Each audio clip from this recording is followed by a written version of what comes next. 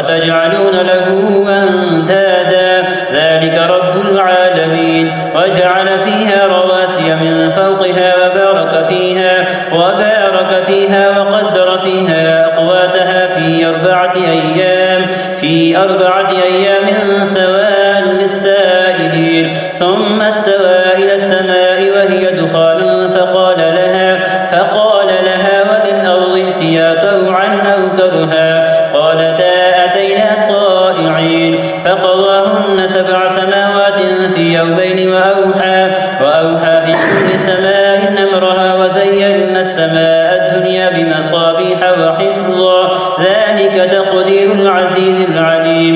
فإن أعرضوا فقل أنذرتكم صاعقة مثل صاعقة عاد وثمود إذ جاءتهم الرسل من بين أيديهم ومن خلفهم ألا تعبدوا إلا الله قالوا لو شاء ربنا لأنزل ملائكة فإنا بما أرسلتم به كافرون. فأما عاد فاستكبروا في الأرض بغير الحق وقالوا من أشد منا قوة أولم يروا أن الله الذي خلقهم هو أشد منهم قوة وكانوا بآياتنا يجحدون. فأرسلنا عليهم ريحا صرصرا في أيام نحسات لنذيقهم عذاب الخزي في الحياة الدنيا ولعذاب الآخرة يخزى وهم لا ينصرون.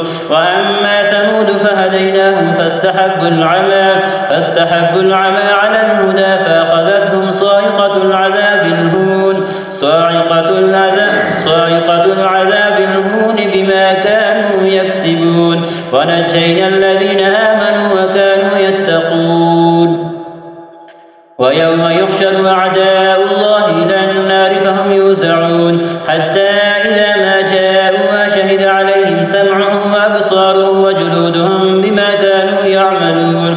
وقالوا لجلودهم لم شهدتم علينا قالوا أنطقنا الله الذي أنطق كل شيء وهو خلقكم أول مرة وإليه ترجعون. وما كنتم تستترون أن يشهد عليكم سمعكم ولا أبصاركم ولا جلودكم ولكن ظننتم أن الله لا يعلم كثيرا مما تعملون. وذلكم ظنكم الذي ظننتم بربكم أرداكم فأصبحتم من الخاسرين.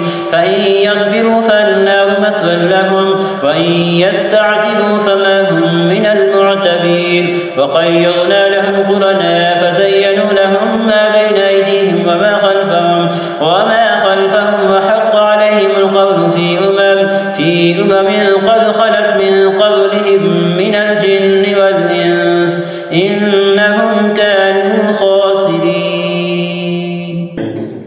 وقال الذين كفروا لا تسمعوا لهذا القرآن والغوا فيه لعلكم تغلبون.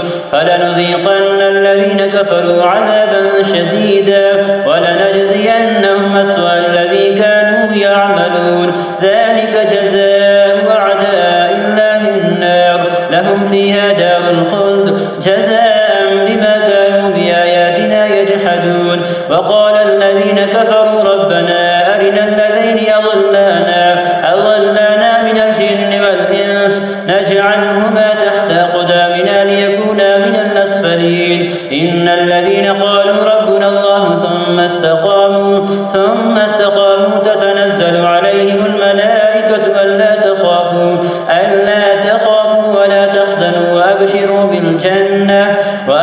بالجنة التي كنتم توعدون.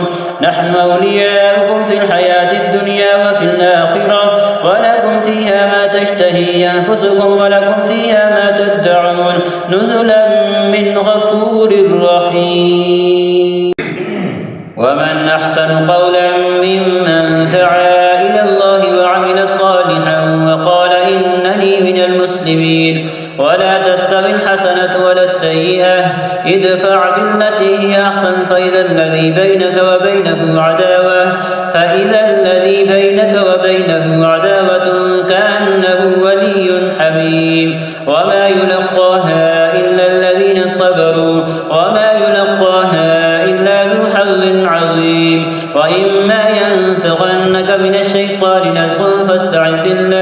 إنه هو السميع العليم ومن آياته الليل والنهار والشمس والقمر لا تسجدوا للشمس ولا للقمر واسجدوا لله الذي خلقهن إن كنتم إياه تعبدون فإن استكبروا فالذين عند ربك يسبحون له بالليل والنهار وهم لا يسأمون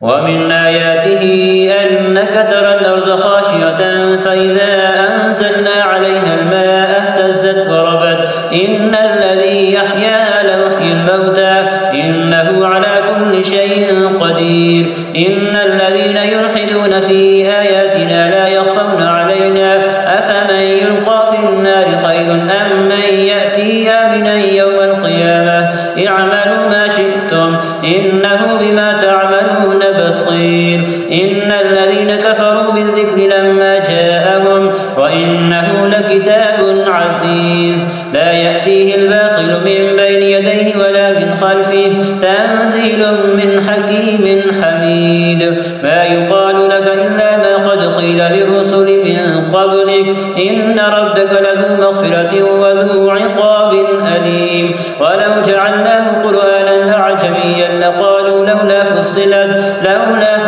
آياته أعجمي وعربي قل هو للذين آمنوا هدى وشفاء والذين لا يؤمنون في آذانهم وقر وهو عليهم عمى أولئك ينادون من مكان بعيد ولقد آتينا موسى الكتاب فاختلف فيه ولولا كلمة سبقت من ربك لقضي بينهم